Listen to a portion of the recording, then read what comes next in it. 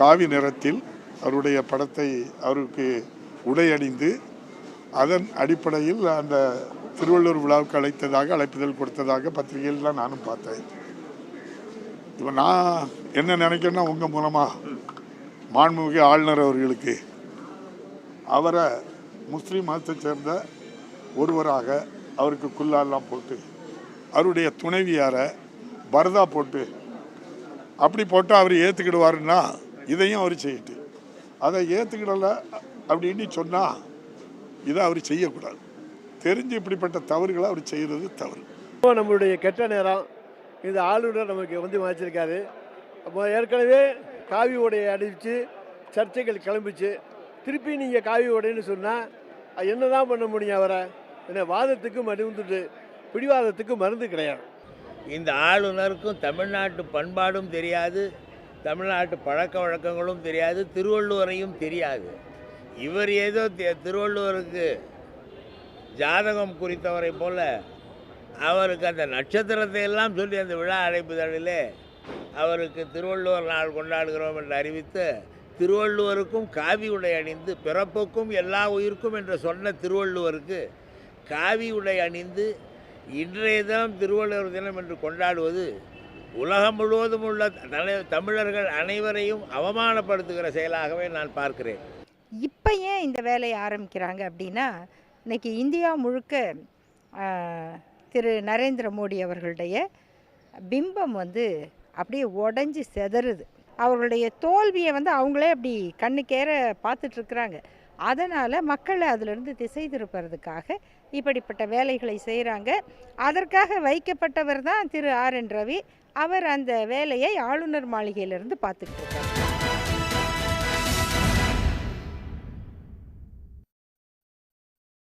வணக்கம். இது கேள்வி களம். தேர்தல் பரபரப்புக்கு மத்தியில் ஒரு புதிய சர்ச்சைக்கு திரு ஆளுநர் வழி திறந்து விட்டிருக்கிறார்.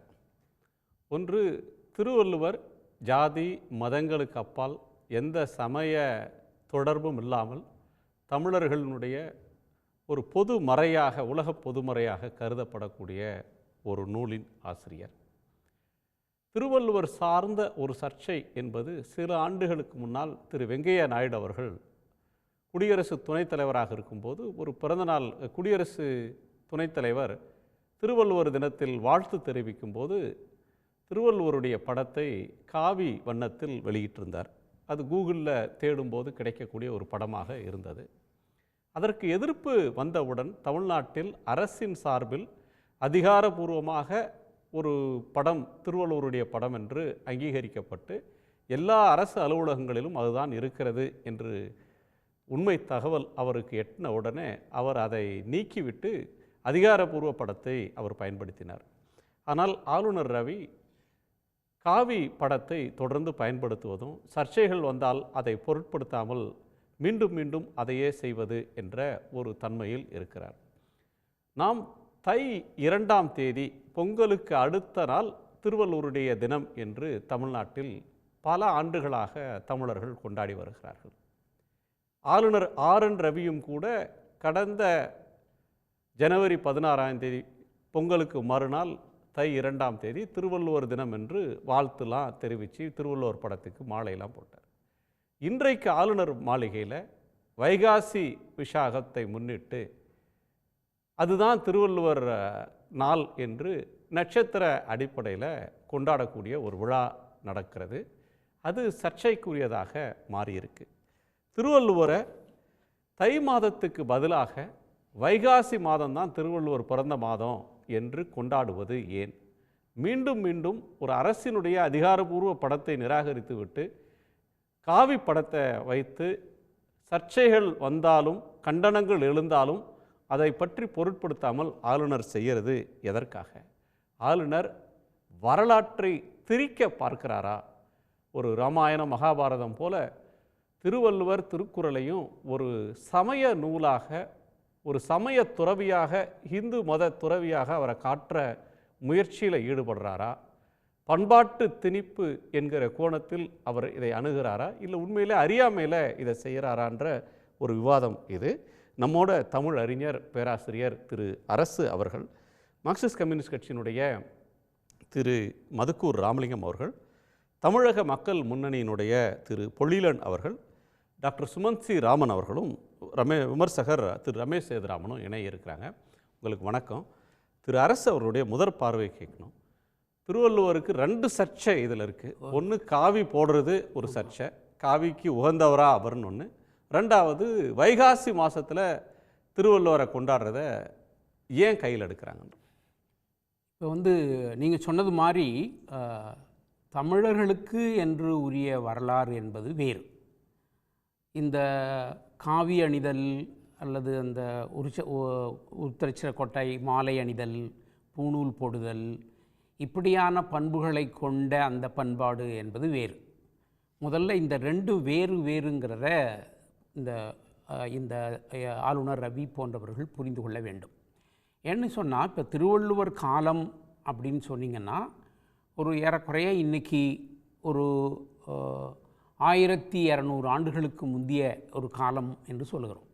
அதாவது தமிழர்கள் இவங்க எல்லாருமே பேசிக்கிறாங்க, சொல்கிறாங்க, திராவிட மொழி குடும்பம் வேறு, தமிழ் வேறு, சமஸ்கிருதம் வேறு, அது இந்தோ ஐரோப்பிய மொழி குடும்பத்தை சார்ந்தது, அதில் இருக்க பண்புகள் வேறு, இதில் இருக்கிறது வேறு, இந்த வளர்ச்சியெல்லாம் சொல்கிறாங்க. அதில் அப்படி சொல்கிற பொழுது இதனால் இது ஒன்று பெருமை உடையது, இன்னொன்று தாழ்ந்தது அப்படிங்கிற பொருளில் நம்ம அதை பார்க்க வேண்டிய அவசியம் இல்லை.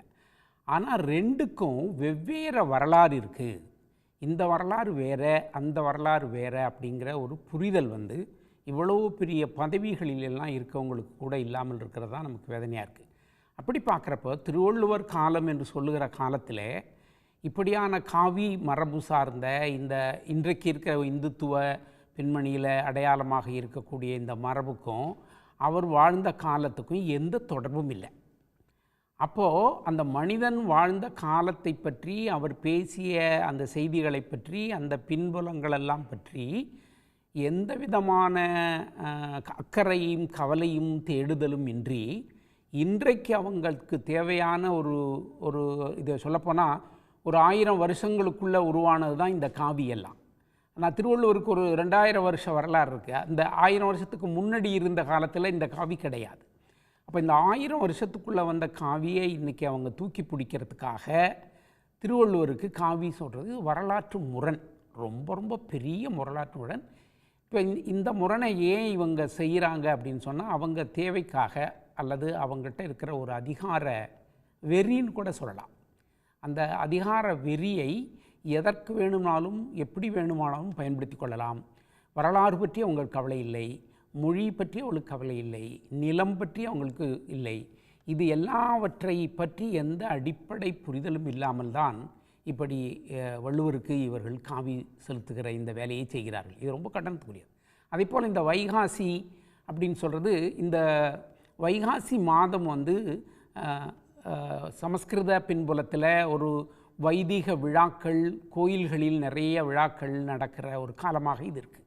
நீங்கள் பார்த்தீங்கன்னா கடந்த ஒரு வாரமாக எல்லா கோயில்லையும் பூஜை பண்ணுறாங்க. இப்போது நாம் வந்து திருவள்ளுவரை தையோடு இணைத்து, தை தமிழர்களுடைய ஆண்டு தொடக்கம் என்பதனால அதோடு இணைத்து அந்த காலத்தில் திருவள்ளுவருக்கை நினைவுபடுத்தி கொண்டாடக்கூடிய ஒரு அமைப்பை நம்முடைய தமிழறிஞர்கள், தமிழக அரசு எல்லாம் சில ஆண்டுகளுக்கு முன்பு செய்து அதை பின்பற்றுறோம். இப்போ நாம் ஒரு தமிழ் மரபில் செய்கிற அந்த விஷயத்தை ஒரு வடமொழி சமஸ்கிருத மரபு சார்ந்ததாக அவரை சொல்வதற்காக செய்கிற ஒரு ஏமாற்று வேலைதான் இது. இதில் வந்து என்ன தை வைகாசி தை வந்து ஒரு தமிழ் ஆண்டினுடைய தொடக்கம், ஆண்டு பிறப்பு அப்படின்றது தமிழறிஞர்கள் ஒரு தரப்போட கூற்று. சித்திரை அப்படின்றது இன்னொரு தரப்பு எழுப்பிட்டு இருக்கிற ஒரு கூற்று. இந்த விவாதங்கள் இதில் திருக்குறள் திருவள்ளுவரையும் வச்சு இன்னொரு சர்ச்சை தை வைகாசி அப்படின்னு கொண்டு வர. அது இந்த தை வைகாசி இந்த மாதிரி ஆண்டு, அந்த ஆண்டு உருவாகிறது நமக்கு ஒரு சமஸ்கிருத மயமாகி ஒரு 60 ஆண்டுகள் வந்த உடனே தமிழ் சமூகத்து அறிஞர்கள் எல்லாம் சேர்ந்து, அப்புறம் அன்றைக்கு கலைஞர் கூட அதற்கு மிகுந்த ஆதரவு கொடுத்தாரு. அவங்கெல்லாம் கொடுத்து நமக்குன்ற ஒரு ஆண்டு மரபு உண்டு, அது தையிலிருந்து தொடங்குகிறது அப்படின்னு சொல்லி அந்த ஆண்டு மரபை நமக்கு கொண்டு வந்த அறிஞர்கள் அது பல்வேறு இலக்கியங்கள், கல்வெட்டு சான்றுகள் வேறு அதிலிருந்து சொல்லி உறுதிப்படுத்தி தமிழக அரசும் தமிழர்களும் அதை நம்முடைய ஆண்டு தொடக்கமாக கொண்டாடி அந்த ஆண்டின் ஒரு தொடக்கத்தில் திருவள்ளுவரையும் நாம் கொண்டாட வேண்டும் என்று கொண்டாடுகிறோம். ஆனால் இந்த வைகாசி என்று சொல்லுகிறது வந்து ஒரு சமஸ்கிருத மரபு சார்ந்த புனித நட்சத்திரம் என்று அவரெல்லாம் நட்சத்திரத்தை எல்லாம் கண்டுபிடிக்கிறார். இந்த ஜோசியமெல்லாம் அவர் எங்கேருந்து கண்டுபிடிச்சாருன்னு தெரியல. திடீர்னு கவர்னர் வந்து வைகாசி விஷாகம் திருவள்ளுவர்னு காவி அப்படின்னு போறாரு. இப்போ ஒரு 4 மாசத்துக்கு முன்னாடி தான் திருவள்ளுவர் தினத்தை அவரே கொண்டாடினார். இத்தனைக்கு அவர் சென்னையில் இல்லை, ராமநாதபுரத்துக்கு வேற ஒரு நிகழ்ச்சிக்கு போகிறார். அங்கே அந்த படத்தை வரவழைத்து கொண்டாடி அதற்கு பிறகு அவருடைய ட்விட்டரில் போடுறார் திருவள்ளுவர் தினத்தில் மரியாதை செலுத்தினேன்னு. இப்போ 4 மாதத்துக்கு பிறகு இன்னொரு திருவள்ளுவரை கண்டுபிடிச்சி இதிலிருந்தே நீங்கள் புரிந்து கொள்ளலாம் அவருக்கு எந்த அடிப்படையான வரலாற்று அறிவு இல்லை என்பதை. அந்த திருவள்ளுவர் தமிழ் சமூகத்தின் ஒரு மிக முக்கியமான அடையாளமாக, யாராலும் மறுக்க முடியாத உலகம் தழுவிய அளவிற்கு அங்கீகரிக்கப்பட்ட தமிழர்களுக்குடைய ஒரு அடையாளமாக திருவள்ளுவர் அங்கீகரிக்கப்பட்ட சூழலில் அதை அவர்களால் ஏற்றுக்கொள்ள முடியவில்லை. அப்படி ஏற்றுக்கொள்ள முடியாததனுடைய அந்த மன வெறி இருக்கு இல்லையா, அந்த வெறியை வெளிப்படுத்துவதற்கு நீங்கள் சொன்னது மாதிரி ஒரு வருஷத்துக்கு முன்னாடி ஒரு விழா, இப்போ ஒரு விழா, இன்னும் போக போக என்ன அடுத்த 4 மாதத்துக்கு முன்னாடி இந்த ஜனவரியில் கொண்டாடுறாரு அவர். அதான். அப்போ இதிலிருந்து புரிந்து கொள்ளலாம் அவருக்கு எந்த வரலாற்று அறிவும் இல்லை.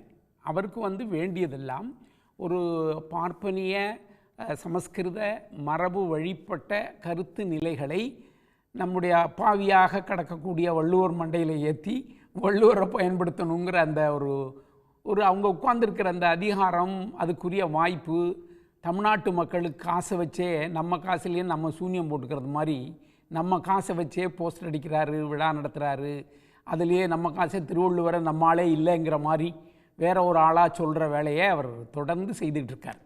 இதில் ஒரு விஷயத்தை சொல்கிறேன், திருவள்ளுவர் காலம் எதியா, தமிழர்களுக்குன்னு இருக்கக்கூடிய மரபு என்ன? தமிழர்கள் ஒரு இயற்கை வழிபாட்டு மரபை சார்ந்தவர்கள். எங்களுக்கு வேதம் கிடையாது, புராணம் கிடையாது, அது சார்ந்த ரிஷி கிடையாது, கடவுள் கிடையாது. இந்த மரபுக்கு சொந்தக்காரர்கள் ஆரியர்கள் அல்லது சமஸ்கிருத மரபை சார்ந்தவர்கள். அந்த மரபில் வர்றவன் தான் காவி கட்டுவான், அந்த மரபில் வர்றவன் தான் பட்டை போடுவான், கொட்டை அடிப்பான், எல்லா வேலையும் செய்வான். எங்களுக்கு அந்த மாதிரியான எந்த சடங்கு மரபுகள் எதுவுமே இல்லை. அந்த மரபில் இருந்தவர், செயல்பட்டவர் திருவள்ளுவர் என்பது ஒரு மிகச் சாதாரண அறிவியல் உண்மை, மிகச் சாதாரண அறிவியல் உண்மை. அவருடைய காலங்கிறது இப்போ வந்து வரலாற்றுக்கு முந்தைய காலம் ஒரு 100-200 தொடங்கி வரலாற்றுக்கு பிந்திய காலம் ஒரு 200 என்று சொல்லக்கூடிய இந்த கணக்கில் எடுத்திங்கன்னா அந்த காலத்தில் இந்த சிந்தனை மரபே இல்லை, இப்படி பேசுகிற ஒரு தன்மையே இல்லை. எல்லாம் 9ஆம் நூற்றாண்டுக்கு பிறகு தமிழகத்தில் இந்த ஒரு ஆரியர்கள் பார்ப்பனர் கூட்டங்கள் இங்கு வந்து இவர்கள் இங்குடைய அரசர்களோடு இணைந்து அந்த அரசர்களில் கோயில்கள், நம்முடைய பண்பாடுகள் இவற்றையெல்லாம் ஒரு ஒட்டுமொத்தமான சமஸ்கிருத மரபாக மாற்றி சமஸ்கிருத மொழியை ஒரு அதிகார மொழியாக்கி எல்லாத்தையும் நம்ம கோயிலில் நம்ம மொழியை தூக்கி எறிஞ்சாங்க, நம்ம இசையிலிருந்து நம்ம மொழியை தூக்கி போட்டாங்க, நம்ம கலை வடிவத்திலிருந்து மொழியை தூக்கி போட்டாங்க. நடைமுறை வாழ்க்கையில் எல்லாவற்றிலும் இப்படி தூக்கி போட்ட ஒரு வரலாறு என்பது ஒரு 1000 வருஷத்துக்குள்ள. ஆனால் திருவள்ளுவர் 2000 வருஷத்தாள். இப்போ 2000 வருஷம், அதுக்கு 1000 வருஷத்துக்கு முன்னாடி இருந்தவரை இந்த 1000 வருஷத்துக்குள்ளே இவர்கள் கண்டுபிடித்த இந்த தந்திரங்கள், நம் மீது ஏற்றிய பண்பாட்டு அதிகார நடவடிக்கை, அவரை ஒரு ரிஷியா பார்க்கறது, அவர் ஒரு முனிவர், அவர் வந்து ஹிந்து, அவர் முதல்ல நம்முடைய ஆளுநருடைய ஒரு கருத்தே திருக்குறள் வந்து தர்ம வேதத்தை உள்ளடக்கியது. அடுத்து அவர் சொல்கிறது வந்து வீடு பேறு சம்பந்தமாக மோட்சம், அந்த கருத்து. அதற்கடுத்து இன்னொன்று ஜியு போப் போன்றவர்கள் தப்பாக டிரான்ஸ்லேட் பண்ணிட்டாங்க, அவர் வந்து சமயங்களுக்கு அப்பாற்பட்டவர்னு பண்ணிட்டாங்கன்னு சொல்கிறாரு. தொடர்ந்து இதை ஒரு பண்பாட்டு தளத்தில் இந்த விமர்சனங்களை எழுப்புறதன் மூலமாக திருவள்ளுவரை ஏதேனும் ஒரு வகையில் ஒரு ஹிந்து செயின்ட் ஆர் தமிழர்களுக்குன்னு இருக்கிற இந்த அடையாளம் தனித்தன்மையெல்லாம் அழித்து வேறொரு பக்கத்தில் கொண்டு போகிறது. நீங்கள் சொல்கிற அதே வேலை தான். நமக்கு ரிஷிகள் கிடையாது, நமக்கு கடவுள் என்ற பொருள் கிடையாது, நமக்கு இயற்கை தான் கடவுள். அதே போல் நமக்கு இந்த இவர்கள் சொல்கிற எந்த சடங்கும் கிடையாது, அந்த சடங்கு மரபுக்கும் நமக்கும் தொடர்பே இல்லை. நம்ம மரபு வேறு, நம்ம சங்க இலக்கியமாக இருக்கட்டும், தொல்காப்பியமாக இருக்கட்டும், இயற்கை வழிபாடு சேர்ந்த திணை மரபாக இருக்கட்டும், அல்லது அது கொஞ்சம் முன்னாடி போய் சிந்து சமவெளியில் நமக்கு கிடைக்கக்கூடிய மரபுகளாக இருக்கட்டும், இது எல்லாமே வேறு. இவங்க பேசுகிற ரிக்வேதத்திலிருந்து உருவாகி வருகிற ரிஷி, கடவுள், அது சார்ந்து வருகிற புராணம், அந்த புராணம் சார்ந்து அவர்கள் கட்டமைக்கிற தர்மங்கள், அதில் அவங்க பேசுகிறது என்பது இன்னொன்று வேறு. என்ன பிரச்சனைன்னா, இதை எல்லாத்தையும் ஒரு 1000 வருஷத்துக்கு முன்னாடி நமக்குள்ளே கொண்டாந்து பூத்திவிட்டாங்க. அதுக்கு எதிர்த்து தமிழர்கள் போராடி கொண்டே இருந்தாங்க. ஆனால் அந்த 20ஆம் நூற்றாண்டில் அந்த போராட்டம் கடுமையாகி போராடக்கூடிய ஒரு சூழல் நமக்கு இன்றைக்கி உருவாகி போச்சு.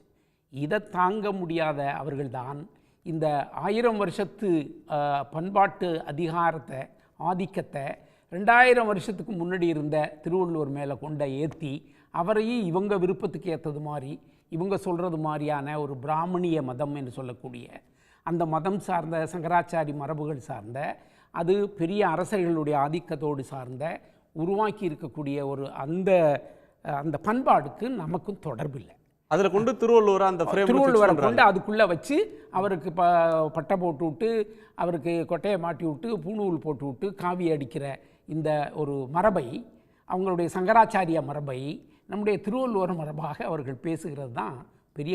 ரெண்டும் வந்து வெவ்வேறு அப்படின்ற முடிவுக்கு வரணுமா? இப்போ வந்து எனக்கு அடிப்படையில் என்ன சந்தேகம் வருதுன்னா, இப்போ சேர சோழ பாண்டியர்கள் காலத்தில் திருக்குறளுக்கு இவ்வளோ பெரிய மதிப்புகள் இல்லை, எந்த கல்வெட்டிலும் திருக்குறள் அப்படின்ற ஒன்றுக்கு பெரிய முக்கியத்துவங்கள் தரப்படலை.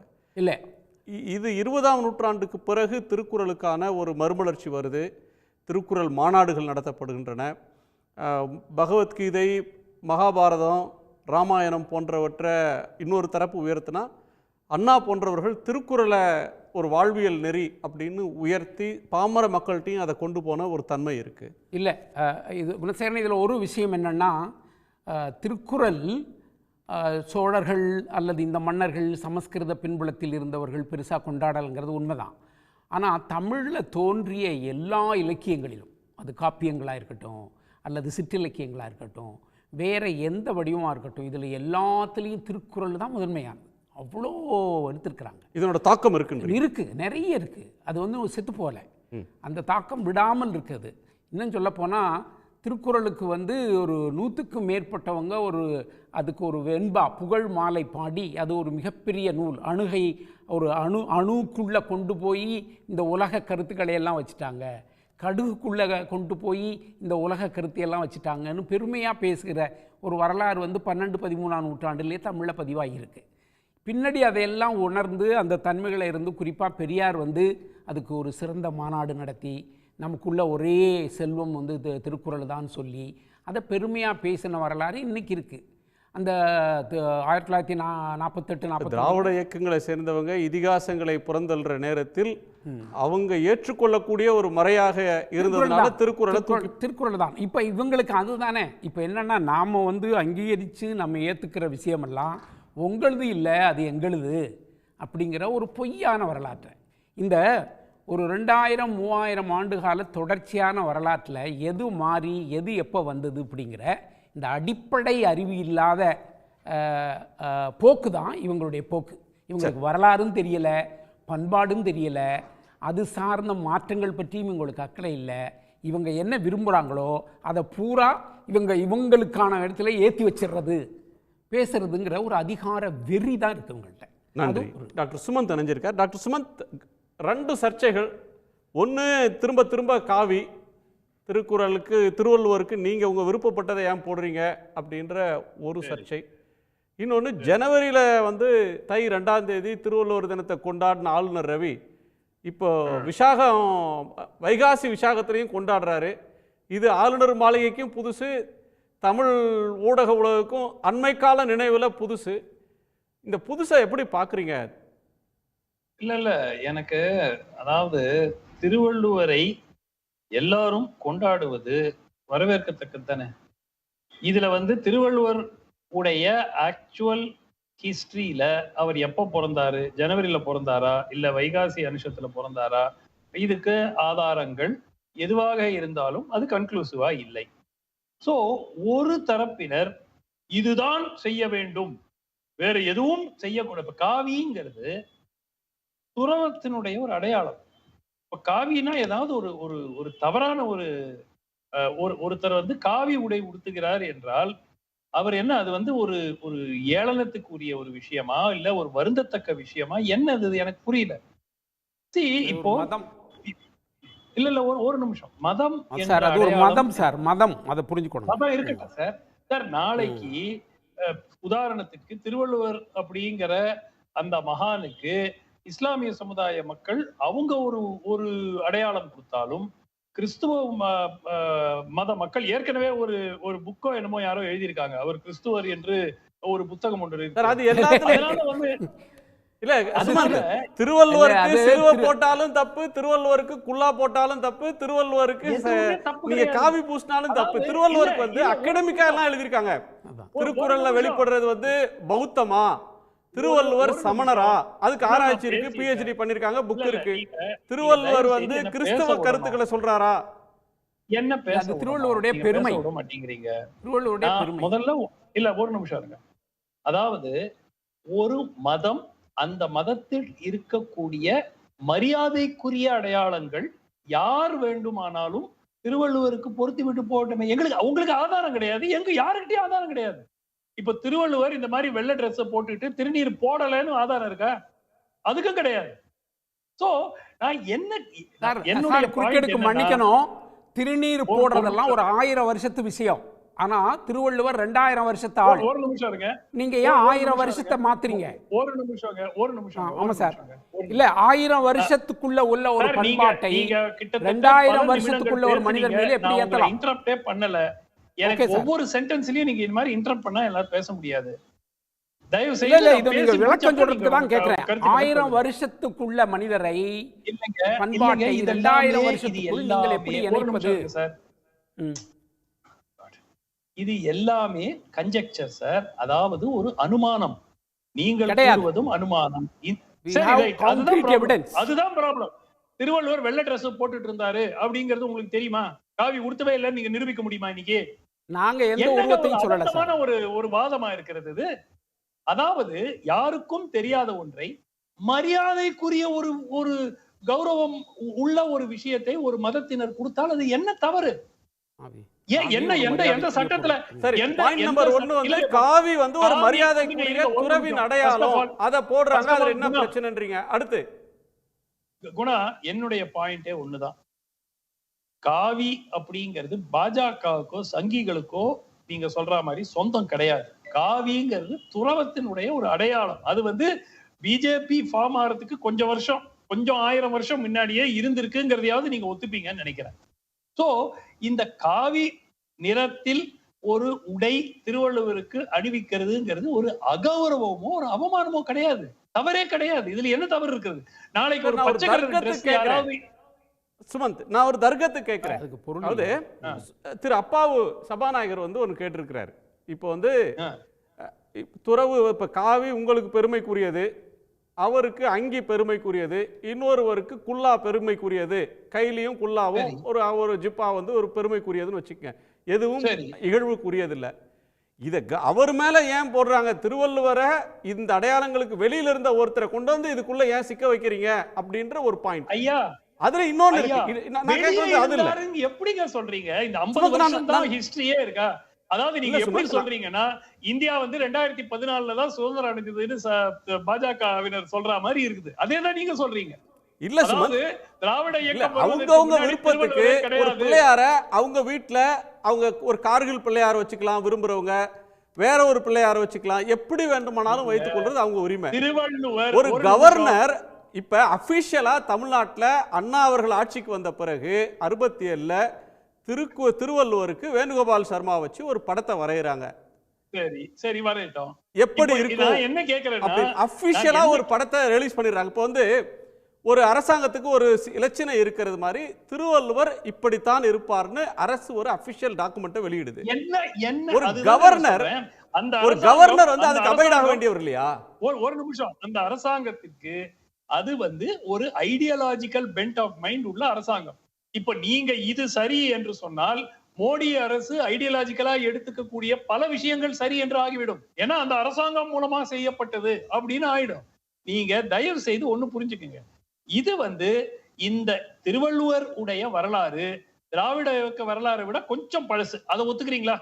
திராவிட இயக்கம் வந்ததுனால தான் திருவள்ளுவர் 1000 வருஷம் 1000 வருஷம் இல்ல 1500 வருஷத்துக்கு மேல பழசு. ஒருவேளை திராவிட இயக்கம் வந்ததுனாலதான் திருக்குறளுக்கே மதிப்பு இருக்குது அப்படின்னு சொன்னா கூட சொல்லுவீங்க. அதுல எனக்கு இது கிடையாது.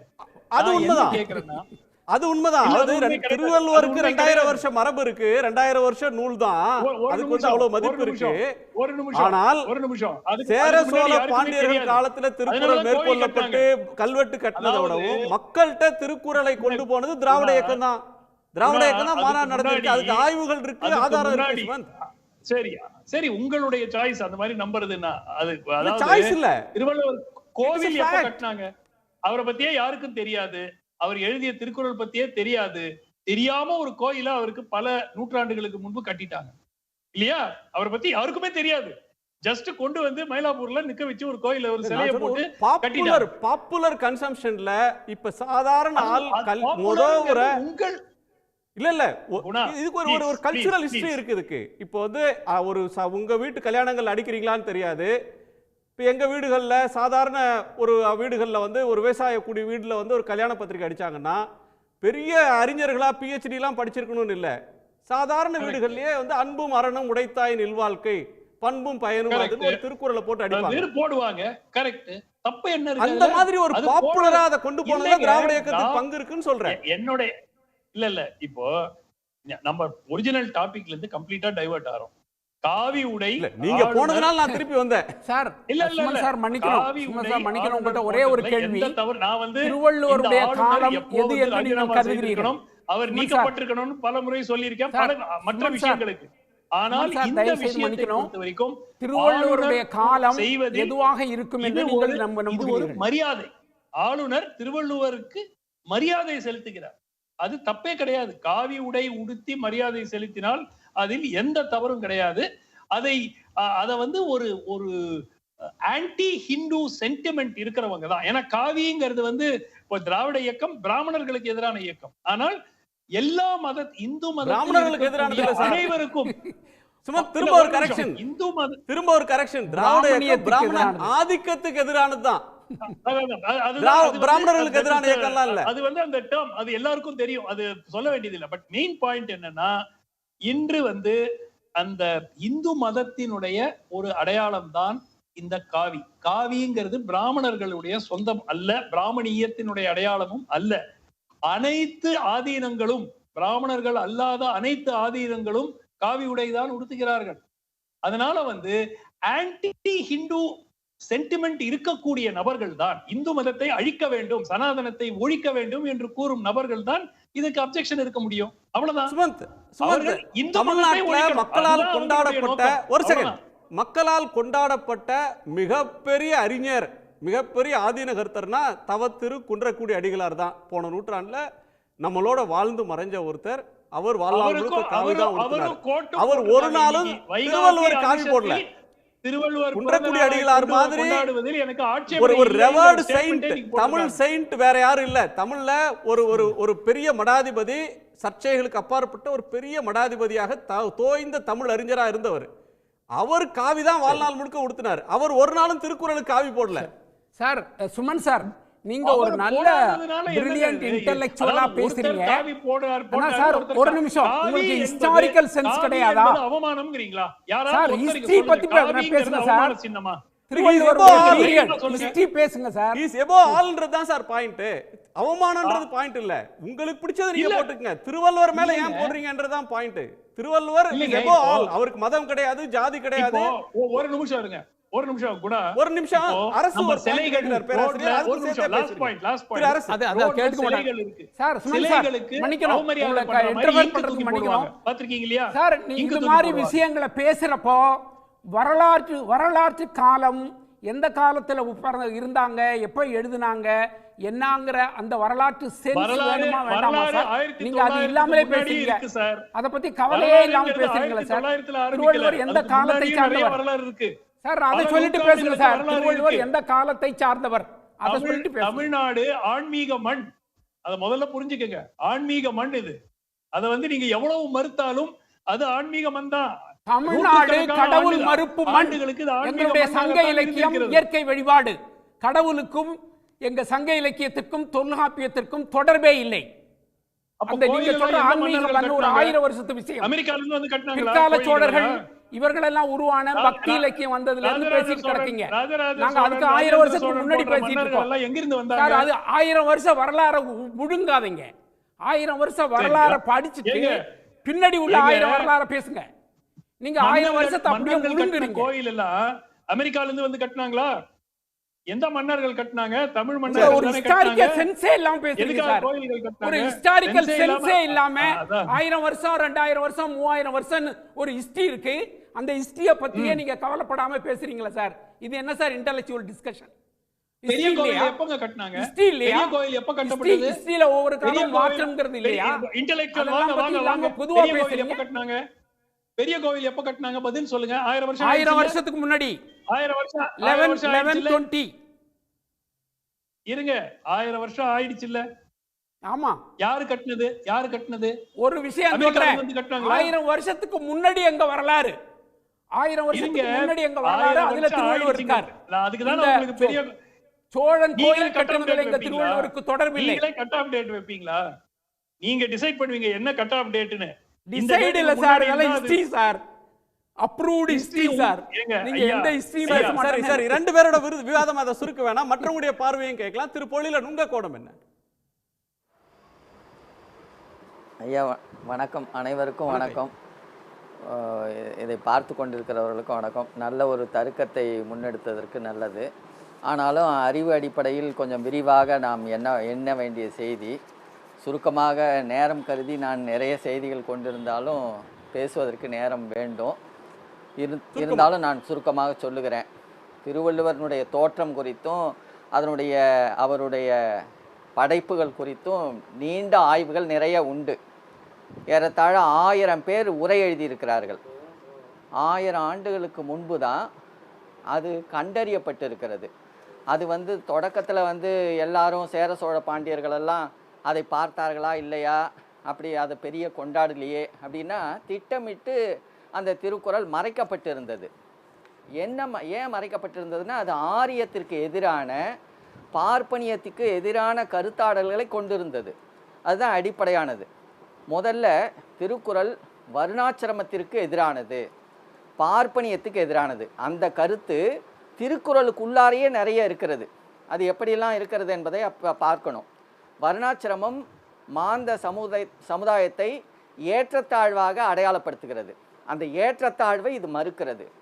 முதல்ல எளிய செய்திகளில் ஏறத்தாழ அறம்னு அவர் ஒரு சொல்லை அடையாளப்படுத்துகிறார்.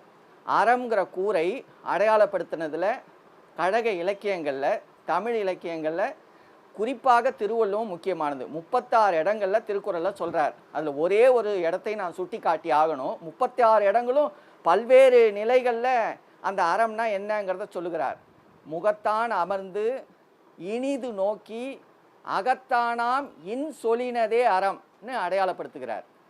முகத்தான் அமர்ந்து, முகத்துக்கு முகம் நேராக அமர்ந்து, இனிது நோக்கி, அகத்தானாம் உள்ளத்திலிருந்து அன்பாக பேசுவது தான் அறம்னு சொல்லுகிறார். இது பார்க்கறதுக்கு கேட்கறதுக்கு மிக எளிதான, என்ன இதை போய் அறம்னு சொல்லுகிறாரேன்னு தோன்றும். ஆனால் முகத்துக்கு முகம் உட்கார வைக்கிற பண்பு வர்ணாசிரமத்தை ஏற்றுக்கொண்டு இருக்கிறவர்களிடம் இல்லை. குறிப்பாக சங்கராச்சாரி தனக்கு பார்ப்பனர் அல்லாத பிறரை உட்கார வைக்கிற பொழுது நேருக்கு நேர் உட்கார வைக்கிறது இல்லை. அவர் குடியரசுத் தலைவராக இருந்தாலும் கூட நமக்கு நல்லா தெரியும், அப்துல் கலாமோ அதற்கு முன்பாக இருந்த பார்ப்பனர் அல்லாத குடியரசுத் தலைவர்களையோ அவர் சமமாக உட்கார வைத்தது கூட கிடையாது. ஆக பார்ப்பனியும் வர்ணாசிரமும் சமன்மை உணர்ச்சியை மறுக்கிறது. அதனால தான் திருவள்ளுவம் அதை மிக கடுமையாக கண்டித்து வந்திருக்கிறது. அதனால சர்ச்சைக்கு வாங்கய்யா. வர்ணாசிரமத்தை, பார்ப்பனியத்தை எதிர்த்தது. இந்த 2-3 செய்திகளை நான் கட்டாயம் புரிந்து கொள்ளணும். இரண்டாவது, காவி பற்றி நம்முடைய இவர் குறிப்பிட்டார். காவி நிறத்தை அவர் அடையாளப்படுத்துறது மட்டுமல்ல, சமயங்களை கடுமையாக மறுத்தார். எல்லா சமயங்களையுமே மறுத்தார். மழித்தலும் நீட்டலும் வேண்டான்னு சொல்லுகிறார். துறவை அவர் மேற்கொள்ளவில்லை. துறவரத்தை பற்றி நிறைய எழுதியிருந்தாலும் கூட இல்லறந்தான் சிறப்புக்குரியது என்று சொல்லுகிறார். அறத்தாற்றின் இல்வாழ்க்கையாற்றின் புறத்தாற்றின் போவோய் பெறுவது எவன் அப்படின்னு கேள்வி எழுப்புகிறார். நீ அறத்தாட வாழ்வதை விட, இல்வாழ்க்கை வாழ்வதை விட, புறத்தில் ஏதோ துறவரம்னு சொல்லிட்டு போறையே, எல்லாரும் ஏமாத்துறையே, நல்லா கொழுத்து சாப்பிட்டுக்கிட்டு துறவின்னு பேசிகிட்டு இருக்கிறியே, சங்கராச்சாரிக்கெல்லாம் என்ன கேடு, அல்லது துறவிகளுக்கெல்லாம் என்ன கேடு? எல்லா நிலைகள்லையும் கொழுத்து வாழ்ந்து கொண்டு நல்ல சொகுசான வண்டிகளில் போயிட்டு குழு அறைக்குள்ளார உட்கார்ந்துக்கிட்டு துறவரம்னா இது துறவரமா? இது அன்றைக்கே கேள்வி எழுப்புறார். அதுதான் அறத்தாற்றின் இல்வாழ்க்கை ஆற்றின் புறத்தாற்றின் போவோய் பெறுவது எவன் அப்படின்னு சொல்லுகிறார். அது மட்டுமல்ல, புத்தேல் உலகத்தும் இங்கேயும் ஒப்புரவை கடந்து வேறு எந்த சிறப்பும் கிடையாதுன்னு சொல்லுகிறார். நீங்கள் அதாவது சொர்க்கத்துக்கு போனால் எல்லாமே கிடைச்சிரும் அப்படின்னு சொல்லுகிறீர்களே, அதெல்லாம் பொய் அப்படிங்கிறத அவர் கட்டாயப்படுத்துகிறார். புத்தேல் உலகத்தும் ஈண்டும் பெறலரிதே ஒப்புரவின் நல்ல பிற அடையாளப்படுத்துகிறார்.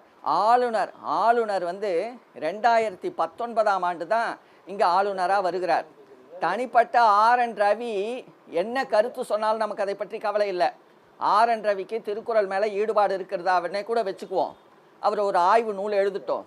திருக்குறள் வந்து சமயம் சார்ந்ததாக கூட இருக்கிறதாக சொல்ல ஆய்வு நூல் எழுதிட்டோம். அதை பற்றி நாம் கண்டுகொள்ள போகிறதில்ல. ஆனால் ஆளுநர் என்கிற பொறுப்பை வச்சுக்கிட்டு அதிகாரத்தை வைத்து கொண்டு நீங்கள் என்ன பண்ண வரீங்க? உங்களுடைய குப்பை கூலங்களையெல்லாம் எங்களுடைய அரை இலக்கியத்தின் மேலே ஏற்றுறீங்க. இதுதான் நாங்கள் கடுமையாக கண்டிக்க வருகிறோம். என்ன சொல்ல வருகிறோம்? உங்களுடைய அதிகாரத்தை பயன்படுத்தி கொள்ளுகிறீங்க. ஆர்.என். ரவி தனிப்பட்ட கருத்துடையவராக இருக்கட்டும், 2019 இங்கே வந்த பிறகு தான், ஆளுநராக வந்த பிறகு தான் அவருக்கு திருக்குறள் தரப்படுகிறது. அதை அவரே சொல்லியிருக்கிறார், அவரே எழுதியும் இருக்கிறார். 2019 தான் நான் திருக்குறளை பார்க்குறேன், அதன் பிறகு தான் படிக்க தொடங்குகிறேன், 10 பேருடைய மொழிபெயர்ப்பு உரையை வைத்து தான் புரிந்து கொண்டேன், இப்பொழுது எனக்கு ஆன்மீக நூலாக திருக்குறள் படுகிறது என்பதாக சொல்லுகிறார். 1000 பேர் உரை எழுதியிருக்கிறாங்க. இதில் முக்கியமாக நம்ம பார்க்க வேண்டியது என்னென்னா, பரிமேலழகர் ஒரு பிராமணர், பார்ப்பனர் என்கிறது மட்டுமல்ல, வைதிகத்தை அடிப்படையாக வைத்தவர். அவர் எழுதிய உரை கட்டாயப்படுத்தி எல்லார் மேலும் திணிக்கப்படுகிறது. அதுதான் உயர்த்தியாக மெச்சுக்கப்படுகிறது. இந்த மெச்சுதலுக்கு பிறகு 1949 திராவிட கழகத்தின் சார்பில் ஐயா பெரியார் அவர்கள் ஒரு மாநாட்டை, திருக்குறள் மாநாட்டை பெரிய அளவில் நடத்தி தமிழ்நாட்டு அளவில் திருக்குறள் இயக்கத்தை கொண்டு வரணும், திருக்குறள் தான் சரியான நமக்கு மாற்று, வைதிகத்துக்கு வேத புராணங்களுக்கு மாற்று திருக்குறள் தான் அப்படின்னு அடையாளப்படுத்துகிறார். இதை பொறுத்து கொள்ள முடியல பார்ப்பனர்களால். குறிப்பாக ஆரிய பார்ப்பனர்கள் உடனே கூடி ஒரு திட்டமிட்டு 1950 திருக்குறளை ஆராய்ச்சி செய்து நம்முடையதாக திருக்குறளை மாற்ற வேண்டும்னு ஒரு திட்டமிடுகிறாங்க அன்றைக்கு. ரமேஷ் இல்ல அறிஞர்கள்னு சொல்லிட்டு இங்க பேசுறவங்க எல்லாம் பேசுற விஷயம் எல்லாம் கேட்டா ரொம்ப வியப்பா இருக்கு. சரி, ஔவையாரோட காலம் எந்த காலம்னு கேட்டா சொல்லுவாங்களா? இங்க வந்து திராவிட சித்தாந்தம் தான் இங்கதான் தமிழை தூக்கி நிறுத்துச்சு, திருக்குறளை தூக்கி நிறுத்துச்சு, சொல்ல முடியும், பேசுறீங்க, சொல்ல முடியும். சரி, ஒரு நிமிஷம், ஔவையார் காலம் சொல்ல முடியும் ஐயா.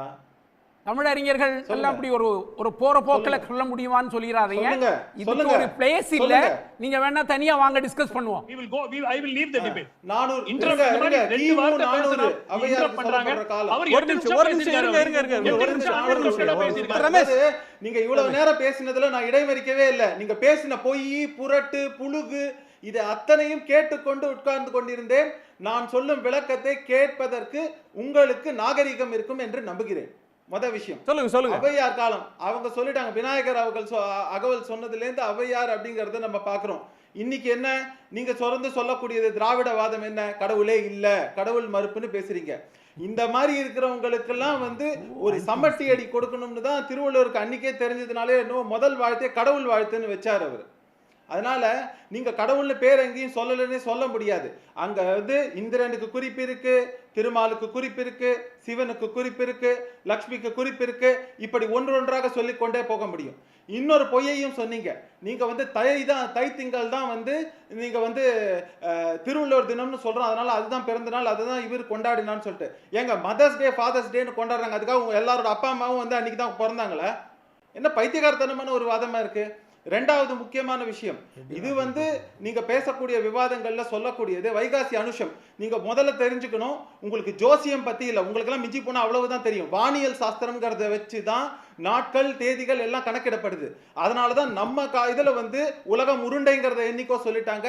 அதனாலதான் பார்த்தா எந்த திசையில வந்து சூரியன் இருக்கும்ங்கிறத சொல்லியிருக்காங்க. நாட்காட்டியிலிருந்து அதை வச்சுதான் இருக்கு. சீவக சிந்தாமணியிலே தெளிவாக சொல்லப்பட்டிருக்கு, கோடையின் தொடக்கமே வந்து ஆண்டின் முதல் இதுங்கிறது. அதை வைத்துதான் பாத்தீங்கன்னா வேப்பம் பூ நமது நிலத்தின் செடி கொடி அப்படின்னு சொல்லக்கூடிய விஷயங்கள்ல, தாவரங்கள்னு சொல்லக்கூடிய விஷயத்துல பாத்தீங்கன்னா வேப்பம் பூ பூக்கும், மாங்காய் காய் காய்க்கும்ங்கிறதுல இருந்து ஆரம்பிச்சு முக்கணிகள் மா பலா வாழை அந்த நேரத்தில் தான் கிடைக்குங்கிறதுல இருந்து அத்தனையும் இந்த கொண்டாட்டத்திற்கு இதுவாக தெளிவா இங்க கிடைக்குங்கிறதெல்லாம் தெளிவா சொல்லியிருக்காங்க. இதை சயின்டிஃபிக்கா ஒன்னொன்னையும் அப்ரோச் பண்ணணும் அப்படின்னாலே தொடர்ந்து பார்த்தாலே இந்த திராவிட புரட்டுகள் அடிபட்டு போகும். இவங்க சொல்றதெல்லாம் பகுத்தறிவு, இது பகுத்தறிவு இல்ல, பகுத்தறிவுக்கு ஒவ்வாத அறிவு அப்படிங்கிறதும் உண்மையான மூட நம்பிக்கை இவர்களதும். மூடர்கள் மட்டுமல்ல, முரடர்கள் நம்பிக்கைன்னு சொல்லலாம். காரணம் என்னன்னா, நாங்க வைக்கிறது தான் வந்து முதல் இவர்களுக்கான புத்தாண்டா இருக்கணும், தமிழர்களுக்கு நாங்க வைக்கிறது தான் வந்து சட்டமா இருக்கணும் அப்படிங்கிற மாதிரியாக ஒரு மேலாதிக்க மனப்பான்மை அப்படிங்கறத சொல்லணும். இன்னொரு விஷயம் அவர் சொன்னாரு, இது பிராமணர்களுக்கு எதிரான குடிமையை கட் பண்ணாங்களா, பூனலை கட் பண்ணாங்களா, என்ன பைத்தியக்காரமான வாதம் தொடர்ந்து வைத்து திருவள்ளுவர் தினத்தை பல வருஷமா கொண்டாடிட்டு வந்து இங்கே இன்று கவர்னர் போன ஜனவரி வரையிலும் தையில கொண்டாடினவர். இப்ப வைகாசி அனுஷம் இது பண்றீங்க. இன்னொரு விஷயம், யாரோ பிறந்த ஒரு நட்சத்திரம் அந்த நாள்ல இத கொண்டாடுறோம்ன்றாங்க. இது எதனால நம்ம சொல்லக்கூடியதுல இந்த சிவ தத்துவத்தை சொல்லக்கூடியவர்களை நீங்க பட்டையும் கொட்டையும் போடுறவன்னு சொல்லிட்டு சிவனடியார்களையும் தமிழ் இது சைவ சமயத்தை சேர்ந்த இங்க இருக்கக்கூடிய மடங்களையும் நீங்க அசிங்கப்படுத்துறீங்க. இது எந்த மாதிரியான ஒரு கேவலமான மேலாதிக்க மனப்பான்மை? இவர்கள் தமிழுக்கும் சொல்லாதீங்க. தமிழ் ஒரு 1000 வருஷ வரலாறு சொன்னேன். எதிர்க்கிறீங்க நீங்க. நான் ஒண்ணு அசிங்கவெல்லாம் படுத்துறேன். கதை என்னங்க 1000 வருஷம் கொட்டை போடுவது 1000 வருஷம். திருவள்ளுவர் 2000 வருஷம். நீங்க எல்லாம் முதல்ல கதை விடுறது நிறுத்துங்க. சும்மா தமிழர்களுக்கு வந்து சொல்லிட்டு இல்ல உங்ககிட்ட இருக்கக்கூடிய அத்தனை விஷயத்தையும் கக்கிட்டு போறீங்க. திராவிட விஷயம் அதைத்தான் பண்ணிட்டு இருக்கீங்க தொடர்ந்து. இந்த இந்த இந்த டிபேட்டை விட திராவிட விஷயம் மோசம் இல்ல. ஆனால் அதையும் மீறி தமிழர்கள் வாழ்வியல் நெறிமுறையையும் தமிழர்களுக்கு எதிரான அவ்வளவுதான். திராவிட சித்தாந்தம் அழிந்து கொண்டிருக்கிறது. எது அழிகிற சித்தாந்தம்? எது சொல்லி ஓட்டு கேளுங்க பாப்போம். திராவிட சித்தாந்தத்தால் யார் பயனடைஞ்சாங்க? திராவிட சமுதாயம் இந்த சமுதாயத்தை இந்த சித்தாந்தம் வளர்த்ததா? தமிழ்நாட்டில் உயர்த்தியதா? கோடான கோடி மக்களுக்கு கல்வி வேலை வாய்ப்பு கொடுத்தது திராவிட சித்தாந்தமா வேற சித்தாந்தமா? இன்னொரு நாள் பேசலாம்.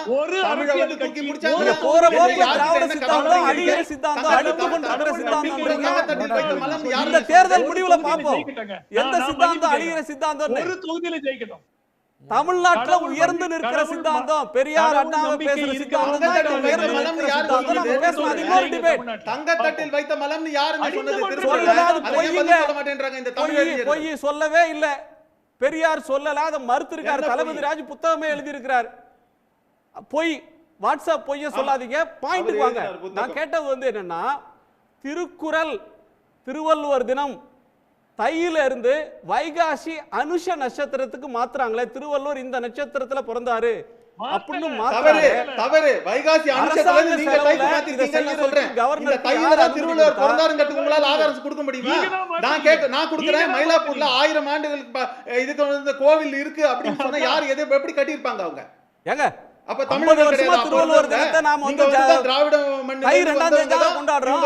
பொங்கல் அடுத்த நாள் தான் கொண்டாடுறோம். இதே கவர்னர் தை 2ஆம் தேதி மாலை போட்டுருக்காரு திருவள்ளுவர் படத்துக்கு. இல்ல வள்ளுவரை தூக்கி பிடிச்சவங்க இங்க எந்த மாதிரியாக மட்டமான நிலைமையில அந்த கோயிலை வச்சிருக்காங்கன்னு போய் பாருங்க. ஓஹோ, 50 வருஷமா இப்படி இருக்கு. அதுக்கு முன்னாடி 500 வருஷம் வைகாசி அனுஷம் தானே. வைகாசி அனுஷத்துல தானே கொண்டாடிட்டு இருக்காங்க. 50 வருஷம் தான் இப்பதான் இண்டிபெண்டன்ஸ் வந்த மாதிரி சொல்றீங்க. டெல்லியில போய் ஆபீஸ் திறக்கிறவங்களே வந்து தமிழ் புத்தாண்டுக்கு திறக்காம, இவங்க சொல்ற நாள்ல திறக்காம, என்னைக்கு வந்து உகாதி என்னைக்கு திறக்கணும்னு நினைக்கிறாங்களோ அவங்க கிட்ட எல்லாம் நம்ம வந்து தமிழ் இதையும் வந்து தமிழர்களோட பண்பாட்டு பாதுகாப்பையும் நம்ம எதிர்பார்க்கறதுங்கிறதே பைத்தியக்காரத்தனம் தானே. சரி சரி, ஏன் அந்த அளவுக்கு போறீங்க? ஏன் அந்த அளவுக்கு போறீங்க? நம்ம தொடர்ந்து பேசலாம். மதுக்கூர், உங்க கோணம் என்ன? நீங்க வந்து எல்லாமே பேசணும்னு ஆரம்பிச்சா நம்ம இந்த அளவுக்கு போக வேண்டியதுதான். இல்ல மதுக்கூர் 50 நிமிஷம் ஆச்சு. சுருக்கமா கடைசியா தான் வந்திருக்கேன். ஆளுநர் ரவி போன்றவர்கள், சுமந்த் போன்றவர்கள், ரமேஷ் சேதுராமன் போன்றவர்கள் எல்லாம் மிரட்டுவாங்கன்னு தெரிஞ்சுதான் எங்க தாத்தா வள்ளுவர் அன்னைக்கே சொல்லியிருக்கான். என்ன சொல்லியிருப்பாருன்னா, எப்பொருள் யார் யார் வாய் கேட்பினும் அப்பொருள் மெய்ப்பொருள் காண்பது அறிவு. எங்களுக்கெல்லாம் மெய்ப்பொருள் என்பது அறிவு தாண்டா. அதை வச்சு யார் சொல்றான்னு பார்க்காத, எவ்வளவு ஆத்திரம் கக்குறாங்கன்னு பார்க்காத, யார் சொன்னாலும் சரி. ஏன்னா பேராசிரியர் அரசு சொன்னார் இல்லையா, இவர் உடனே ஔவையார் காலம் எந்த காலம், ஔவையார் ஒரு ஔவையார் இல்லையே, சங்ககால ஔவையார் வேறு, புராணகால ஔவையார் வேறு, ஔவையார் என்பதுங்கிற ஒரு கேரக்டர் கிடையாதுங்கிற குறைந்தபட்சம் இது கூட தெரியல. இதே ஆளுநர் வந்து திருக்குறளை யாராவது மொழிபெயர்ப்பு, ஜியு போப் மொழிபெயர்ப்பு வேண்டாம், ஏதாவது ஒரு ஆங்கில மொழிபெயர்ப்பை எடுத்தா சூதுக்கு எதிராக எங்க வள்ளுவன் என்ன பேசுறான், வேண்டற்க வென்றிடினும் சூதினை வென்றதும் தூண்டில். நீ வந்து சூது வேணாமடா, அப்படியே ஜெயிச்சா கூட அது தூண்டில்ல மாட்டப்பட்ட புழு மாதிரி சிக்கிடுவடா. இதே ஆன்லைனுக்கு இந்த ஒரு குறளை படித்திருந்தார் கூட தமிழக அரசு அனுப்பிய அந்த ஆன்லைன் லாட்டரி தடை சட்டத்துக்கு கையெழுத்து போடாமல் இவர் இழுத்தடிச்சிருப்பாரா? இவர் திடீர்னு சொல்றாரு திராவிடம் தான் அழிஞ்சது. ஏன் இதே கன்னியாகுமரி முனையில் தமிழ்நாட்டில் விவேகானந்தர் பாறை என்று இருந்ததை திருவள்ளுவர் சிலை என்று மாற்றியதை வைத்தது யாரு? நீ எத்தனை இடத்துல திருவள்ளுவருக்கு சிலை வச்சிருக்கீங்க? இதே இந்த வர்ணாசிரம குரூப்பை சேர்ந்தவர் தான் தருண் விஜய்னு ஒருத்தர். திடீர்னு தமிழ்நாட்டில் வந்து உருட்டுனாரு திருவள்ளுவர் பெரியவர்னு. கொண்டு போய் சிலையை கொண்டு போய் கங்கை கரையில் போட்டு போனது யாரு? இந்த வர்ணாசிரமவாதிகள். நாடாளுமன்றத்தில் திருவள்ளுவருக்கா சிலை வச்சிங்க? சாணக்கியருக்குள்ள சிலை வச்சிங்க? ஏன் இவ்வளவு தூரம் திருக்குறள் இதில் வந்து ஏன் வந்து காவி இந்த வரலாறுக்கு பின்னால் போனால் காவி கூட இந்த வர்ணாசிரம மனுதர்மவாதிகளுக்கு சொந்தமானதல்ல, அது பௌத்தத்துக்கு சொந்தமானது. ஏன் நீங்கள் அப்போ இந்து அப்படின்னு சொன்னால் ஏன் திருநீர் மட்டும் அணிவிக்கிறீங்க? ஏன் ராம அணிவிக்கலாம்ல? தவத்திரு குன்றக்குடி அடிகளார் ஒரு சைவ மடத்தினுடைய தலைவர்.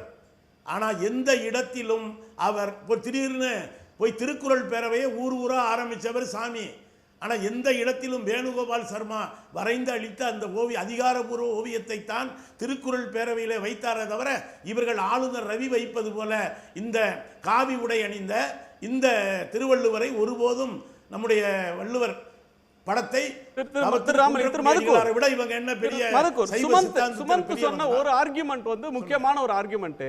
அவர் என்ன சொல்ல வர்றாருன்னா, சொல்லுங்க, ஒருத்தருக்கு திருக்குறள் பிடிச்சிருக்கு, திருவள்ளுவரை மதிக்கணும்னு நினைக்கிறாங்க, அவங்களுக்கு எதை சொல்லி பிடிக்கணுமோ அவங்களுக்கு பிடித்த வகைகளில் அதை மதிக்கிறாங்க. திருவள்ளுவரை அவர் சிறுமைப்படுத்தலை, மாறாக பெருமைப்படுத்த கவர்னர் நினைக்கிறாரு. அவருக்கு தோணுன ஃபார்மேட் அது. அதை ஏன் நீங்கள் தப்பு சொல்கிறீங்க? மரியாதை தானே தர்றாரு, அது ஒரு மரியாதைக்குரிய அடையாளம் தானே அப்படின்ற ஒரு ஆர்கியூமெண்ட்டை இல்லைங்க. நம்ம இல்லை, நான் ஒன்றும் திடீர்னு சொன்ன காவியை அவமதிச்சிட்டாங்கன்னு பாய்வார், அது ஒரு பக்கம், அதுக்குள்ளே போகலை. ஆனால் என்ன பிரச்சனைன்னா, நீங்கள் திருவள்ளுவர் வந்து உழவை வந்து முன்னிறுத்துறாருங்க. இங்கே உழவை இழிவுபடுத்துகிற சித்தாந்தம் இல்லையா வர்ண உங்கள் ஆச்சிரம தர்மம். ஆனால் அவர் சொல்கிறாரு, இந்த உலகமே வேளாண் போன துறவி கூட உழவனுடைய கை மடங்கி விட்டால் துறவி கூட சோத்துக்கு அவனை தான் கை எதிர்பார்க்கணும்னு சொன்ன. இது ஒரு கருத்தியல் மோதலுங்க. ஒரு தமிழ் இலக்கிய மரபில் வந்த ஒரு வரலாற்றை, ஒரு கருத்தியலை, ஒரு சித்தாந்தத்தை திடீர்னு ஆளுநர் என்று தமிழ்நாட்டு மக்களினுடைய வரிப்பணத்திலே சாப்பிட்டு கொண்டிருக்கிற ஒருவர் திடீர்னு இப்படி வரலாற்று மோசடியில் ஈடுபட்டால் இவர் திடீர்னு சொல்கிறார் அஸ்ட்ராலஜி வேற அஸ்ட்ரானமி வேறங்க. இவர் யாருங்க? வள்ளுவருக்கு சொல்ல போனால் ஏதோ இந்த திருவள்ளுவர் படம் இருக்கு இல்லையா, அதை ஒன்றும் திராவிட ஆட்சியில் திறக்கலை, காங்கிரஸ் ஆட்சியில் பக்தவச்சலம் அவர்களுடைய ஆட்சியில் அன்னைக்கு இருந்த பெரியவங்கள்லாம் ஏற்றுக்கிட்டு தான் இன்னைக்கு இருக்கக்கூடிய திருவள்ளுவர் படம் சட்டமன்றத்துக்கு வந்தது. பிறகு எம்ஜிஆர் காலத்தில் தான் இந்த திருவள்ளுவர் படம் அரசினுடைய அதிகாரப்பூர்வ படமாக அரசு அலுவலகங்களில் வைக்குமாறு சொன்னாங்க. ஒரு குறளும் கூட இவர்கள் இந்த வர்ணாசிரம சதுர்வர்ணம் மயா சிருஷ்டம், 4 வர்ணத்தையும் நான் தான் படைத்தேன், நானே நினைத்தால் கூட மாற்ற முடியாது என்று சொல்வது கீதை. ஆனால் பிறப்புக்கும் எல்லா உயிர்க்கும் அப்படின்னு சொல்ற திருக்குறள்ல ஒரு நீங்க பேசுற தத்துவம் நான் கேட்கிறேன், எல்லாருக்கும் கல்வி என்பது உங்க தத்துவமா? அடுத்த லைன் சொல்லுங்க. பிறப்புக்கும் எல்லா உயிர்க்கும் சிறப்பு பிறப்புக்கும் எல்லா உயிர்க்கும் சிறப்பவா செய்தொழில் வேற்றுமையான். ஆனா தொழிலை பயன்படுத்தி நீங்க வந்து உழைப்பை பிராமணியம், பிராமணர்னு சொல்லல, பிராமணியம் என்கிற உழைக்கிறவனை அது சொல்லுங்க முதல்ல.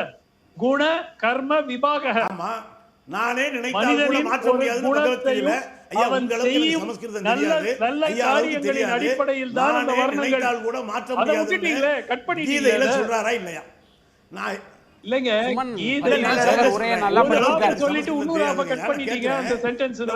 அந்த ஒரு நிமிடம். கீதையினுடைய நான் நினைத்தாலும் அவர் மாற்ற முடியாதுன்னு சொல்றாங்களா இல்லையா? சுமன் சார் நீங்க சொன்னது பரிமேலழகர் உரை. குணத்தினுடைய பரிமேலழகர் வந்து செயல்களினுடைய திருக்குறளை அடிப்படையில் திரிச்சாள். இருக்கு. அப்ப எப்படிங்க மாற முடியாம இருக்கும்? இல்ல உங்களுடைய இங்கதான் வர்றேன். குணத்திலும் உங்களுடைய நீங்க வாவு செயல்களினுடைய சிதம்பரனார் அடிப்படையில் இல்ல ஒரு நிமிஷம் குண கர்ம விபாக போய் பார்த்துட்டு வாங்க. செயல்களின் அடிப்படையில் தான் இப்ப பூணூல் போடப்படுகிறதா? அவருடைய நல்லவரா இருந்தா பூணூல் போடுவீங்க அல்லது வேற விதத்துல ஜாதி அடிப்படையில் தான் இன்னைக்கு எல்லாமே தீர்மானிக்கப்படுகிறது. திருமண உறவு முறை நிச்சயிக்கப்படுகிறது. இப்ப அரசு சொன்னாங்க இல்லையா பரிமேலழகர் உரையை ஒரு நிமிஷம் ஐயா ஒரு நிமிஷம். நீங்க வாவு சிதம்பரனார் பெரிய தமிழறிஞர். அவர் மணக்குடவர் உரையை தான் பதிப்பித்தாரே தவிர ஐயா ஒரு நிமிஷம் ஐயா சுமன்சி ஐயா ஒரு நிமிஷம் நிறைய பேசிட்டீங்க. ஐயா வஉசி அவர்கள் சிறையில் இருந்த பொழுது மணக்குடவருடைய உரையைத்தான் பதிப்பித்தார், பரிமேலழகர் உரையை அல்ல. தயவு செய்து புரிஞ்சுக்குங்க.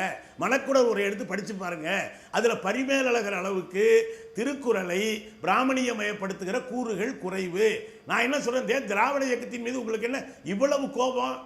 அவங்க தானங்க வள்ளுவர் கோட்டம் கட்டினாங்க, அவங்க தானங்க திருக்குறள் பெரியார் கூட எல்லா ஒரே பிரச்சனை தான். பெண்வெளி பிரச்சனை வெறுப்பு அரசியல். எப்படி பாஜகவை இந்துத்துவா வெறுப்பு அரசியலை பற்றி நீங்களா பேசுறது?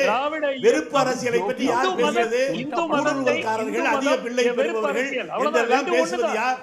இல்ல ஊடுருவல்காரர்கள் வேறங்க, அவ்வளவுதான். அவங்க டார்கெட் வேற, உங்க டார்கெட் வேற, அவ்வளவுதான். ரெண்டுமே வெறுப்பு அரசியல் தான். ஒண்ணு இல்லங்க, அதை ஏத்துக்கிட்டா போறோம். இல்ல நான் என்ன சொல்றேன்னா பக்தவச்சலம் தான் வள்ளுவரை வச்சாருன்னு சொன்னேன், எம்ஜிஆர் தான் தமிழ் மரபு. நீங்க அதை கொண்டு போய் திமுக பிரச்சனையா மாத்துறீங்க.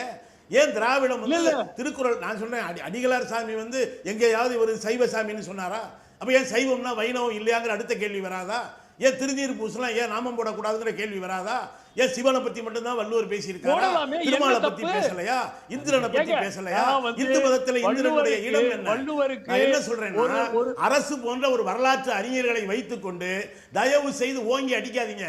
ஆளுநர் அவர் செய்யறது மக்களே போல்வர் கயவர் அப்படின்னு தான் வள்ளுவரே சொல்லியிருக்காரு. அந்த குறளுக்கு என்ன அர்த்தம்னு போய் பாருங்க. ஏன்னா அதிகாரம், நீங்க பெரியோரை வியத்தலும் இல்லனே சிறியோரை இகழ்தல், அதன் ஆளுநரோ யாரா இருந்தாலும் ரொம்ப பெரிய ஆள்னா அதை பார்த்து பயப்படாதரா, ரொம்ப சின்ன ஆள நீங்க சமத்த பேசுற குறளுங்க. இங்க வந்து கல்வியை வந்து பொதுவில் வைப்பதுங்க. நான் என்ன கேட்கிறேன், நீங்க சொல்ற வர்ணாசிரமத்துல மனு நீதியில எல்லாருக்கும் கல்வின்னு பேசுறீங்களா? நீங்க சொல்ற கல்வி அதிகாரத்துல வள்ளுவ எங்கேயாவது இவருக்கு கல்வி கொடு இவருக்கு கொடுக்காத, வேதம் கேட்டா அவன் நாக்காரு அவன் காதுல ஈயத்தை காய்ச்சி கொடுத்து உடம்ப கூலின்னு எங்கேயாவது சொல்லப்பட்டிருக்கா? கல்வி என்பதை பொதுவில் வைப்பது குறள். அதனாலதான் தமிழர் நெறி, தமிழர் அறம். நீங்க பேசுறது தர்மம், திருக்குறள் பேசுவது அறம். இன்னும் சொல்ல போனா இன்னும் ஒண்ணே சொல்றேன், நீங்க எதுக்கு எடுத்தாலும் சொர்க்கம் சொர்க்கம்னு மிரட்டுவீங்க. நான் ஒண்ணே ஒன்று சொல்றேன் ஐயா, ஒரு நிமிஷம் தயவு செய்து அனுமதிங்க. நான் நேரலையில் இருக்கேன். ஒரு இடத்துல எதுக்கு எடுத்தாலும் சொர்க்கம் அப்படின்னு பேசுவீங்க. ஆனால் வள்ளுவன் ஒரு இடத்துல சொல்றான், தெய்வத்தான் ஆகாது எனினும் முயற்சி தன் மெய்வருத்த கூலி தரும் என்று மனித உழைப்பை முன்னிறுத்தியே. ஏய் கடவுளே வந்து காப்பாற்றலாம் கூட பரவாயில்லடா, நீ உழைத்தால் ஊழ்னு அதிகாரம் எழுதுனவன் தான் வள்ளுவன் இல்லைன்னு சொல்லலை. இன்னொரு இடத்துல தெய்வத்தால் முடியாவிட்டால் கூட உன்னுடைய உழைப்பு உன்னுடைய முயற்சி உன்னை காப்பாற்றும் என்று சொன்னதுக்கும் நீ என்னதான் போனாலும் விதி விதின்னு பேசுறது தானங்க நீங்க சொல்ற தத்துவம். இது ஏதோ ரெண்டு கட்சிகளுக்கு இடையான பிரச்சனையா மாத்தாதீங்க. நம்ம கவர்னரை விட்டுட்டு மனு தர்மம் சிறந்ததா, வேத சாஸ்திரங்கள் சொல்ற கருத்து சிறந்ததா, உபச்சாரம் வந்து சிறந்ததா, இல்ல திருக்குறளும் திருக்குறள் சொல்ற மெய்யல் அது இந்த கருத்து சிறந்ததான்ற பட்டிமன்றத்துக்குள்ள போயிட்டோம். நம்ம தலைப்புல இருந்து சற்று நழுவி போறோம்.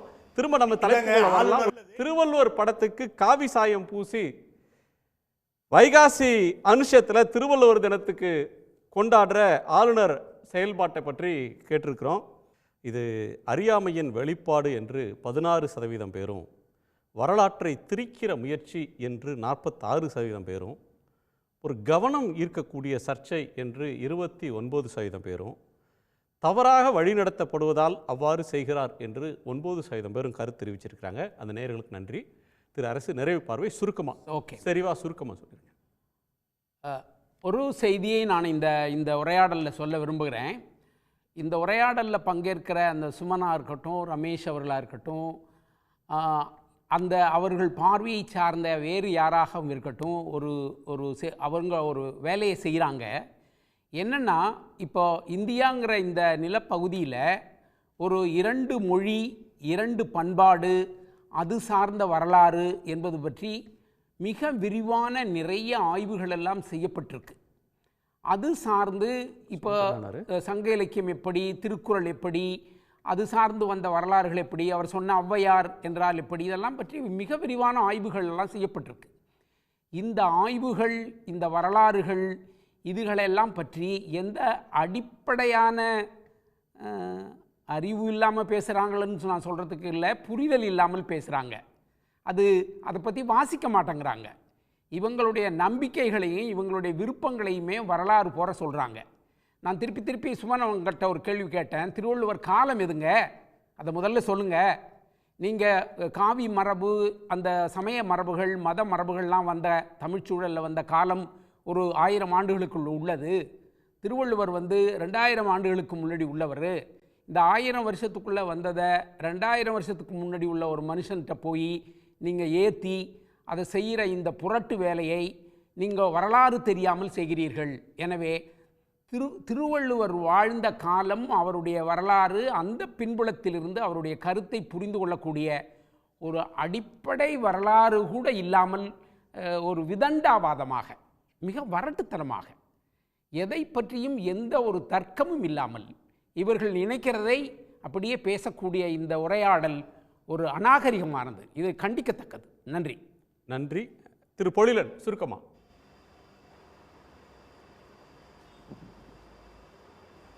ஒரு அடிப்படை கருத்தை மாற்றுவதில் நமக்கு உடன்பாடு இல்லை. ஆளுநர் என்பவர் ஆளுநராக வந்திருக்கிறார் ரவி. இந்த 3 ஆண்டுகளில் தான் அவர் அதை மொழிபெயர்ப்பு செய்யப்பட்ட நூல்களை படிச்சிருக்கிறார். அவருக்கு திருக்குறள் மேலே நாட்டம் இருந்ததுன்னா இதற்காக வந்திருக்கக்கூடிய எண்ணற்ற ஆய்வு நூல்களை அவர் படித்துவிட்டு அவர் ஒரு ஆய்வு நூல் கூட எழுதலாம். அதை நம்ம வரவேற்கிறோம். ஆனால் தனக்கு அதிகாரம் இருக்கிறது என்பதற்காக ஒரு மரபு நிலையில் 2000 ஆண்டுகளாக 3000 ஆண்டு காலத்தினுடைய வேர்களோடு வளர்ந்து வந்திருக்கக்கூடிய இந்த தமிழ் இனத்தினுடைய அடிப்படை சொத்தாக இருக்கக்கூடிய திருக்குறள் இதனுடைய மரபு செழுமையை அடையாளப்படுத்தி காட்டுகிறது.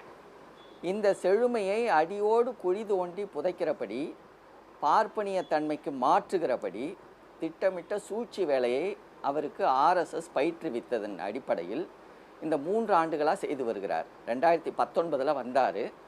2021 கோவையில் திருக்குறள் மாநாடு, 2022 இங்கே சென்னையில் அண்ணா பல்கலைக்கழகத்தில் அதே திருக்குறள் மாநாடு, மீண்டும் தில்லியில் திருக்குறள் பற்றியான பேச்சு, தொடர்ந்து திருக்குறளை பற்றி எப்படியாவது ஆரியப்படுத்த வேண்டும் என்கிற வகையிலும் காவி பூசுகிற வகையிலும் எல்லா வேலைகளையும் செய்கிறார். இதற்கெல்லாம் ஒரு பொறுப்பு வாய்ந்த அதிகாரியாக இருக்கக்கூடிய இவருடைய தூண்டல் தான் பின்னிருப்பதாக நமக்கு தெரிகிறது. சமூகத்தில் சமன்மையும் எல்லாருக்கும் பொதுவான அறிவு, சமன்மையான உணர்வு, மாந்தரெல்லாம் பிறப்போக்கும் எல்லா நிலைகளையும் உரியவர்கள் என்கிற அடையாளத்தை எல்லாம் மாற்றி ஏற்றத்தாழ்வை நியாயப்படுத்தக்கூடிய வருணாசிரமத்தை அடிப்படையாக வைத்திருக்கக்கூடிய வேத புராணங்களையும் மனுதர்ம சாஸ்திரங்களையும் தான் இவர்கள் அடிப்படை கோட்பாடாக வைத்துக்கொண்டு அதை திருக்குறள் மேலே எப்படியாவது ஏற்றிவிட வேண்டும் என்று கங்கணம் கட்டி கொண்டிருக்கிறாங்க. இந்த உணர்ச்சி தான் திருக்குறள் மேலே சாயத்தை பூசுவது. திருக்குறளை வேண்டுமென்றே 50 அறிஞர்களுக்கு மேலே மறைமலடிகள் தலைமையில் ஜனவரி மாதம் தொடங்கிய அடையாளப்படுத்திய அந்த ஜனவரி 15ஆம் நாளை திருவள்ளுவர் நாள் என்று அடையாளப்படுத்தினதை மாற்றி இன்றைக்கு இந்த நாளுக்கு திரிக்கிறது, இந்த வேலையெல்லாம் செய்கிறார்கள். இதை கட்டாயம் நாம் ஏற்க முடியாது. அவர் ஆளுநர் என்கிற பதவியை வைத்துக்கொண்டு தமிழ்நாடு அரசின் சார்பில் செய்வதை நாம் ஏற்றுக்கொள்ள முடியாது, கண்டிக்கிறோம். நன்றி நன்றி நன்றி நன்றி. திரு ராமலிங்கம், மதுக்கூர். இல்லை, இதில் ஆளுநர் தனக்கு அதிகாரம் இருப்பதாக நினைக்கிறார். நான் அவருக்கு அடக்கமாக ஒன்று சொல்கிறேன். உங்களுடைய அதிகாரத்தை விட எங்களுடைய வள்ளுவன் வைத்திருக்கிற 133 அதிகாரம் கால வெள்ளத்தை கடந்து நிற்பது. நீங்கள் அதை முதல்ல புரிஞ்சுக்கோங்க. ஏதோ இன்றைக்கி ஆளுநர் நாளைக்கு மாற்றி போட்டால் உங்கள் அதிகாரம் முடிஞ்சு போயிடும். ஆனால் இந்த கால வெள்ளம் எவ்வளவு பெரிய கால இடைவெளியை தாண்டி நீங்கள் கூட கேட்டீங்க, ஆளுநரை விட்டுட்டு இவர் வள்ளுவரை மட்டும் கை வைக்கலைங்க, வள்ளுவருடைய காலம் எதுன்னு பேரறிஞர் அரசு கேட்குறாரு, பதில் சொல்லலை. நான் என்ன கேட்குறேன், வள்ளலார் நம்ம ஒரு 200 ஆண்டுகளுக்கு முன்னால் இங்கே இருக்கக்கூடிய வர்ணாசிரமயத்துக்கு எல்லாம் பிள்ளை விளையாட்டுன்னு பேசிய பெருமான் அவரை சனாதனத்தின் உச்சம் என்று பேசுகிறார். தாழ கிடைப்பாரை தற்காப்பதே தர்மம் என்று பேசியவர் நம்முடைய வைகுண்ட சாமிகள். அவர் சனாதனவாதிங்கிறாரு. ஆர்.என். ரவி சனாதனவாதியாக வர்ணாசிரமவாதியாக இருப்பதில் நமக்கு எந்த ஆச்சரியமும் இல்லை. ஆனால் இந்த தமிழ் நெறியில் அறநெறியில் வந்தவர்களை எல்லாம் தயவு செய்து கொண்டு போய் உங்களுடைய சித்தாந்த குடுவைக்குள் அடைக்காதீர்கள். உங்களுக்கு பேசுறதுக்கு ஒன்றும் ஆள் இல்லைன்னா இந்த கருத்தியலை களவாடாதீர்கள் என்பதுதான். ஆளுநராக இருந்தால் அவருக்கு தவறாக யாரை யோசனை சொல்கிறாங்க. இங்கே இருக்கக்கூடிய மறைமலையடிகளை விட, ஜீவாவை விட, அண்ணாவை விட, கலைஞரை விட நீங்கள் என்ன திருக்குறளை கரைச்சி குடித்தவங்களா? எனவே ஜியு போப் நான் என்ன கேட்குறேன், எத்தனை பேர் சமஸ்கிருதத்தில் திருக்குறளை மொழிபெயர்த்திருக்கீங்க? தீக்குறளை சென்று ஓதோம்னு நீங்கள் பேசுனது என்ன? இல்லை, திருக்குறள் எல்லாமே இருக்குங்க. உங்களுடைய சொர்க்கம் பற்றி அது பேசலை, வீடு பற்றியே இல்லை, அறம்பொருள் இன்பம் இந்த மண்ணுலகில் வாழ்வது குறித்துத்தான் வள்ளுவம் பேசியிருக்கிறது. நீங்கள் இதை வைகாசி விசாகத்தில் எல்லாரும் முருகனுக்கு காவடி எடுப்பாங்க. இவர் ஏன் திடீர்னு இப்படி காவடி எடுக்கிறாருன்னு தெரியல. அதில் கொண்டாந்து வள்ளுவருக்கு ஜாதகம் கணிக்கிற அளவுக்கு இவர் ஒன்றும் அவ்வளோ பெரிய அறிஞர் இல்லை. இவர் தன்னுடைய அதிகார வரம்பை புரிந்து கொண்டு அதன்படி நடந்து கொள்ள வேண்டும் என்பதுதான் நம்முடைய வேண்டுகோள். மிக்க நன்றி. உங்கள் அனைவருக்கும் நன்றி. மீண்டும் சந்திப்போம். இது கேள்விக்களம் மக்களின் மேடை. உடனுக்குடன் செய்திகளை தெரிந்து கொள்ள சன் நியூஸ் பெல் ஐகானை கிளிக் பண்ணுங்க.